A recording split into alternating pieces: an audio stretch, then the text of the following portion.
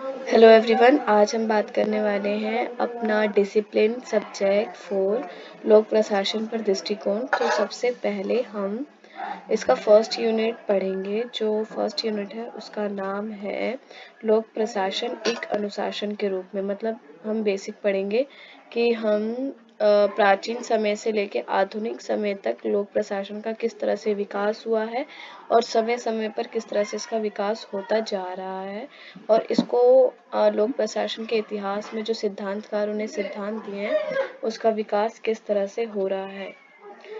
सबसे पहले हमें इसमें पढ़ना है कि इसका इतिहास जो हम पढ़ेंगे, इतिहास पारंपरिक प्रणालियों द्वारा और निरपेक्ष प्रणाली द्वारा। मतलब प्रारंभिक प्रणालियों में क्या है कि हम बाहर देश, मतलब कि इंटरनेशनल लेवल पे हम देखेंगे कि इसका विकास किस तरह से हुआ, मतलब इंडिया के अलावा और जगह पे इसका विकास कैसे हुआ। और निरपेक्ष परंपराओं में हम देखेंगे कि इंडिया के जो दार्शनिक थे, जैसे कौटिल्य ने पहले ही लोक प्रशासन को लेकर अपने जो पॉइंट ऑफ व्यू है वो अपनी पुस्तक अर्थशास्त्र में बता दिया था। तो हम इसको डिस्कस करने वाले हैं। तो फर्स्ट हमने थोड़ा परिचय पे हम ध्यान दे देते हैं कि बल्कि लोक प्रशासन जो एक सभ्यता थी, जो सबसे पहले जो मिस्र और चीन और भारत और मेसोपोटामिया की नदी सभ्यताओं एक विशिष्ट गतिविधियों के रूप में लोक प्रशासन की उत्पत्ति के रूप में पहचाना जा सकता है। इस दृष्टिकोण के साक्ष्य में चीन द्वारा प्रतियोगी परीक्षा के माध्यम से सार्वजनिक सेवा भर्ती की एक प्रणाली को अपनाना और मिस्र द्वारा एक केंद्रीकृत नौकरशाही प्रशासन संरचना का विकास सम्मिलित है। इसका मतलब ये है कि जो अभी के समय में हम देखते हैं कि हमारे जो लोक प्रशासन में शामिल करने के लिए जो लोक प्रशासन का, तो बेसिकली ये जो है ये आधुनिक समय से नहीं है, ये प्राचीन समय में ही देखा जा सकता है। और इसका विकास हम चीन, भारत और मेसोपोटामिया जैसे नदी की सभ्यताओं में जो देश थे वहां से किया गया है। और यूनान के नगर राज्य साथ ही साथ भारत के गणराज्य और राज्य प्राचीन काल में विकसित हुए। इसके दायरे के विस्तार के साथ साथ लोकतंत्र के उदय ने प्रशासनिक व्यवस्था के स्वरूप को ही परिवर्तित कर दिया। उद्योग क्रांति के फलस्वरूप उत्पन्न हुई समस्याओं का समाधान ने संगठन और प्रशासन के तरीकों को एक और अधिक जटिल बना दिया।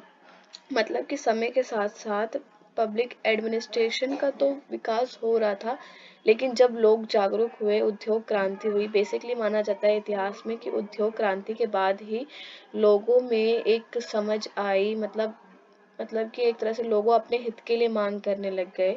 तो इस समय के बाद से ना एक प्रशासन बनाना या प्रशासन को समझना एक जटिल जटिल बना कार्य माना गया। तो इसका देखते हैं लोक प्रशासन का इतिहास। दो सब टॉपिक्स में हम इसको बांटेंगे। पहला है प्रारंभिक प्रणालियाँ। प्रारंभिक प्रणालियाँ में हम देखेंगे कि जो हमारा बाहर की तरफ से देखेंगे, जैसे कि हमारा जैसे चीन, मिस्र और भी कई रोमन साम्राज्य, इस तरह से वहाँ पे कैसे लोक प्रशासन का विकास हुआ। तो सबसे पहले इसको हम रीड कर लेते हैं। अपने साम्राज्य के अंतर्गत रोमनों ने कानून, सैन्य मामलों, वित्त और करों, विदेश मामलों और आंतरिक मामलों के लिए विभिन्न प्रशासनिक पदानुक्रम बनाए। प्रत्येक राज्य अपने प्राथमिक अधिकारियों के साथ इसका परिणाम एक अधिक जटिल संगठन के रूप में हुआ। रोमन साम्राज्य एक जटिल प्रशासनिक प्रणाली द्वारा शासित था। मतलब एक तरह से देखा जाए कि इसमें अब सबसे पहले रोमन का एग्जाम्पल लिया है कि किस तरह से उन्होंने अपने सैन्य मामलों के लिए, वित्त और करों के मामले के लिए एक अलग अलग प्रशासनिक बनाया गया था, लेकिन ये बहुत ज़्यादा जटिल था, ये इतना सक्सेसफुल नहीं था। इसमें क्या होता था कि सबसे पहले जो 12वीं शताब्दी के अंत शाही परिवार जो होते थे वो सिर्फ मतलब उनके अगर उनकी मृत्यु हो रही है तो उनके बाद उनका बेटा या उनके ही परिवार से कोई उस प्रशासन में शामिल हो सकता था, जिससे आम जनता की परेशानी दूर नहीं हो सकती थी। इस वजह से इन जो 12वीं शताब्दी में जो इनका एक मेन मोटिव था कि जो ये मतलब लोक प्रशासन इतना सक्सेस नहीं हो पाया, इसका ये बड़ा कारण भी था। तो सबसे पहले मैं इसको रीड कर देती हूँ ताकि मैं आपको इसको बाद में समझा सकूं। 12वीं शताब्दी के अंत तक शाही परिवारों के भीतर आधिकारिक जिम्मेदारी स्पष्ट बनी रही थी। मतलब कि इस इस पीरियड में क्या था कि परिवारों की जिम्मेदारी फिक्स थी। अगर वो मतलब अगर हमारे परिवार में एक कोई मतलब कोई शाही परिवार में कोई राजा है तो अगर उसकी मृत्यु होने के बाद उसका बेटा ही उस पद को संभालेगा, तो ये एक बराबर आसीन में था, मतलब ये बना हुआ था। यहाँ पे शराब उपलब्ध कराने का उपयोग, सडीवर्ड दावतों की व्यवस्था कराने का आरोप, चैबरलेन अक्सर शाही शयन कक्ष में रखने, धन को प्राप्त करने का या संविद करने का काम सौंपा गया, और चांसलर अक्सर कर्तव्यों के साथ एक पादरी के अस्पष्ट रूप से परिभाषित पद अपवाद थे। 13वीं शताब्दी की शुरुआत में शाही घराने के अनिवार्य रूप से घरेलू कर्तव्य और उनके राज्य संबंधी कर्तव्य को विभाजन किया गया। जिस तरह से 13वीं शताब्दी की शुरुआत होने लगी, मतलब जब 12 पीरियड खत्म होने लग गया और जब 13 पीरियड्स में जब आने लगे, तो क्या होता था कि घरेलू कार्यों और राज्य संबंधी कर्तव्यों को विभाजन कर दिया। मतलब कि एक घरेलू कार्य, एक राजा का जो पर्सनल मैटर है वो राज्य के मैटर में नहीं आना चाहिए। तो ये जो है 13 में इसको विभाजन किया गया, और इसके लिए 13 शताब्दी मतलब 13वीं शताब्दी के मध्य में 3 संस्थाएं उच्च न्यायालय जो मुख्य रूप से चांसलर में विकसित हुई, राजकोष और कॉलेजियम रॉयल काउंसिल के राज्य के मामलों में प्रबंधन के लिए प्रमुख संस्थाएं के रूप में केंद्र स्तर लेना शुरू कर दिया। फिर भी इंग्लैंड और फ्रांस में समान निकायों का लक्ष्य 14वीं शताब्दी के पूर्वाद्र तक हुआ। मतलब कि ये जो है ये सिर्फ और मामलों मतलब और राज्य में तो सक्सेसफुल चला, लेकिन इंग्लैंड और फ्रांस में इसका कोई प्रभाव देखने को नहीं मिला। तो ये तो हुई कि हमारा जो प्राचीन समय में था और कि और देशों में किस तरह से इसका विकास हो रहा था। तो इसमें हम एक चीन की सिविल सेवा के बारे में देख लेते हैं कि मतलब जो हमारा जो ये अभी आधुनिक पैटर्न जो है वो सबसे पहले जो विकसित किया गया वो चीन में किया गया। चीन की सिविल सेवा जिसे तांग, हमारे वहाँ पे क्या कहते हैं कि तांग, जिसे ना 1618 मतलब आप सोच सकते हैं बहुत ज़्यादा पहले इनकी इनकी शुरुआत हो गई थी। और सुंग 1960 से लेकर 1279 राजवंशों के तहत विकसित किया गया था। निर्विवाद रूप से इतिहास के सबसे लंबे समय तक चलने वाली थी। मतलब ये किसी विवादों के बिना, किसी संघर्षों के बिना ये चलने वाली थी। इसका विकास सिविल सेवा परीक्षाओं का पूर्ण उपयोग शुंग युंग के दौरान विकसित हुआ। मतलब वहाँ पे एक राजा था जो शुंग युंग था, उनके समय पे इसका विकास देखा गया। और उम्मीदवारों को क्रमिक रूप से बाहर करने के लिए 3 स्तरों में परीक्षा मतलब लिखित परीक्षणों का उपयोग किया गया। मतलब कि जैसे हमारे में होता है first tier, second tier, third prelim, mains and interview, तो इस तरह से यहाँ पे भी 3 स्तरों मतलब परीक्षाओं का वो स्टेज बनाया गया, जिससे जो प्रत्याशी जो एग्ज़ाम देने वाले स्टूडेंट्स हैं उनको छांटा जा सके और उनमें से बेस्ट स्टूडेंट को सिलेक्ट किया जा सके, जिसमें 100 से अधिक लोगों ने प्रत्येक व्यक्ति के लिए प्रक्रिया शुरू की थी। चीनी क्लासिक्स पर अत्यधिक जोर दिया गया क्योंकि यह माना जाता था कि उन्हें एक अच्छे नागरिक के गुणों को विकसित करने की मदद की। मतलब एक तरह से देखा जाता है कि अगर इसमें एक छांटा जाए बच्चों को तो अधिक से अधिक गुण जिसके पास होगा उसे सबसे ज़्यादा प्राथमिकता दी जाएगी। इस वजह से इसमें 3 टायर रखा जाता था। और ये हम आज भी देखते हैं अपने इंडिया में। जब हम यूपीएससी का पेपर देते हैं तो ये हम बहुत मोस्टली, या फिर और भी कोई पेपर होता है तो हम ये देखने को मिलता है कि फर्स्ट पहले प्रीलिम्स होता है जिसमें बच्चों को छांटा जाता है, देन उसके बाद मेंस होता है, इस तरह से अलग अलग होता है। तो हमने ये सारा पढ़ लिया। जो फर्स्ट जो हमने देखा था कि इसमें क्या था कि बाहर जो इंडिया से आउट ऑफ जो प्राचीन समय में उनकी पब्लिक एडमिनिस्ट्री का जो विकास था वो किस तरह से हुआ। आई होप आपको ये समझ में आया होगा। देन नेक्स्ट हम देखते हैं निरपेक्ष परंपराएं। निरपेक्ष परंपरा में क्या सबसे पहले इसमें बेसिकली कौटिल्य को मुख्य केंद्र मान के इस पे वर्णन किया गया है कि किस तरह से भारत में भी पब्लिक एडमिनिस्ट्री का विचार कौटिल्य द्वारा पहले ही प्राचीन समय में बता दिया गया था। तो हम ये रीड करते हैं और भी इसको समझते हैं। परंपराओं के अनुसार कौटिल्य, जिन्हें अक्सर चाणक्य और विष्णुगुप्त कहा जाता है, प्रधानमंत्री थे जिन्होंने बिहार राजवंश की स्थापना की। तो मैं आपको बता दूं कि अगर हम कौटिल्य को नहीं जानते हैं तो मैं एक ब्रीफ इंफॉर्मेशन दे देती हूँ। कौटिल्य जिन्होंने अर्थशास्त्र लिखी थी। अर्थशास्त्र बेसिकली इंग्लिश में तो इकोनॉमी हम जानते हैं, लेकिन वो इकोनॉमी नहीं था, वो एक तरह से पॉलिटिकल बुक थे, जिसमें एक मतलब उन्होंने एक राज्य व्यवस्था को चलाने के लिए क्या क्या जरूरत होती है वो उस समय माना जाता था कि वो इंडिया की पब्लिक एडमिनिस्ट्री को दर्शाता है। उन्होंने मतलब उनकी बुक ने दर्शाया कि पहले के समय भी भारत में ऐसे गुणवान व्यक्ति थे जिन्होंने पब्लिक एडमिनिस्ट्री के बारे में बात की। तो कौटिल्य को हम चाणक्य के नाम से भी जानते हैं और विष्णुगुप्त के नाम से भी जानते हैं।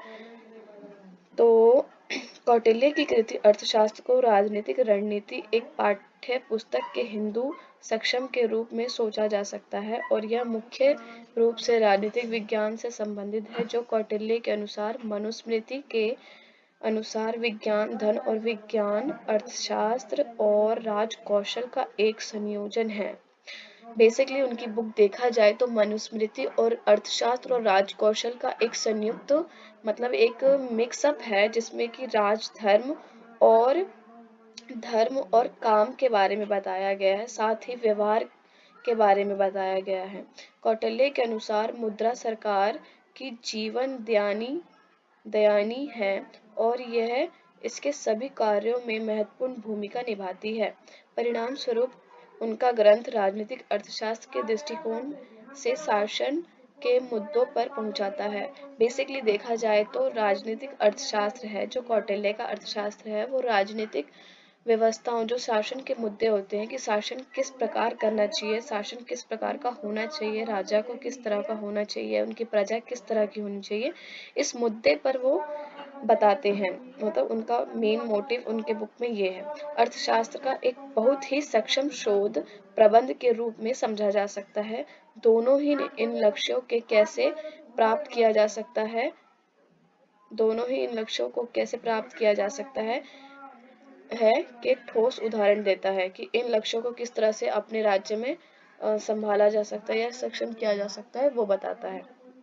तो कौटिल्य के लोक प्रशासन के महत्व पर प्रकाश डाला जाए तो एक प्रशासन एक सिद्धांत के अनुसार लोक प्रशासन की कला को तभी अपना सकती है जब वह लोक विज्ञान का जानकार हो।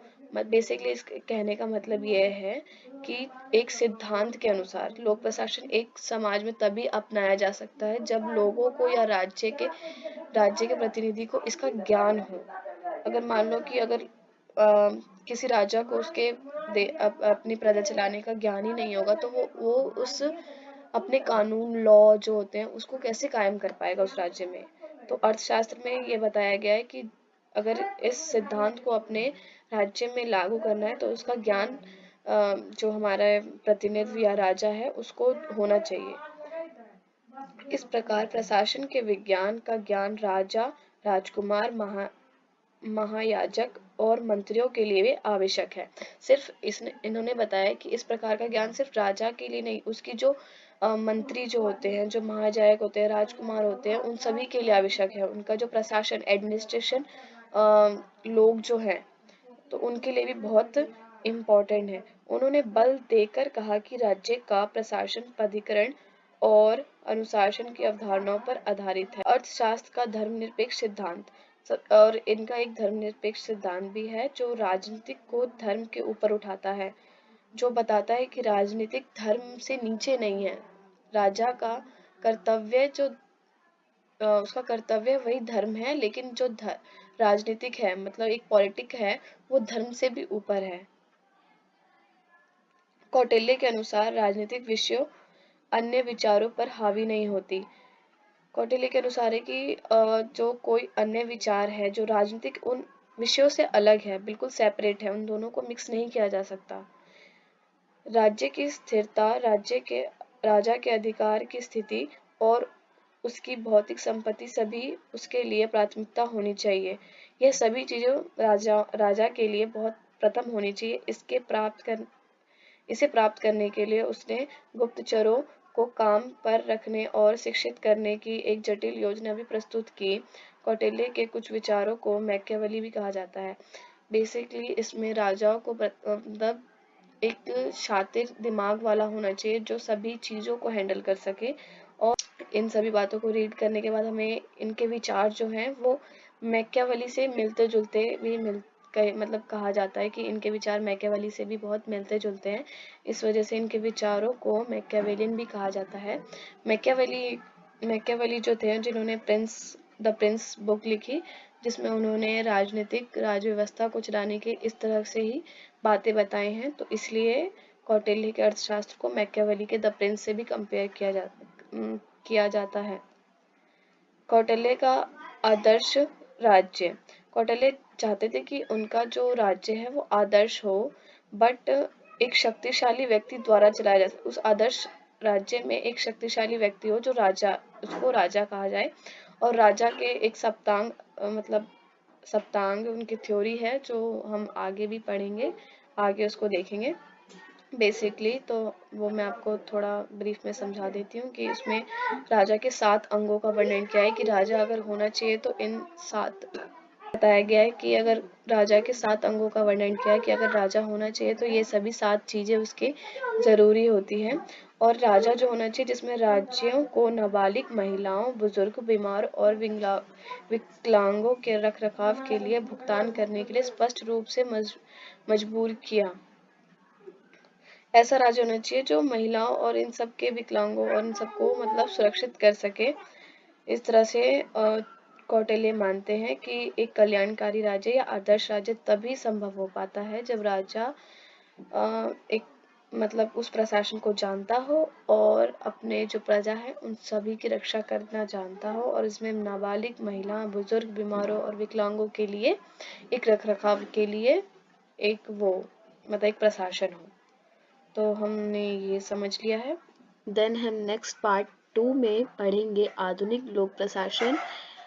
तो तब तक के लिए आपको ये वीडियो कैसी लगी कमेंट सेक्शन में ज़रूर बताएं। अगर आपका कोई डाउट है तो भी कमेंट सेक्शन आपके लिए है, आप ज़रूर उसमें लिख सकते हैं, और लाइक एंड सब्सक्राइब करना बिल्कुल ना भूलें।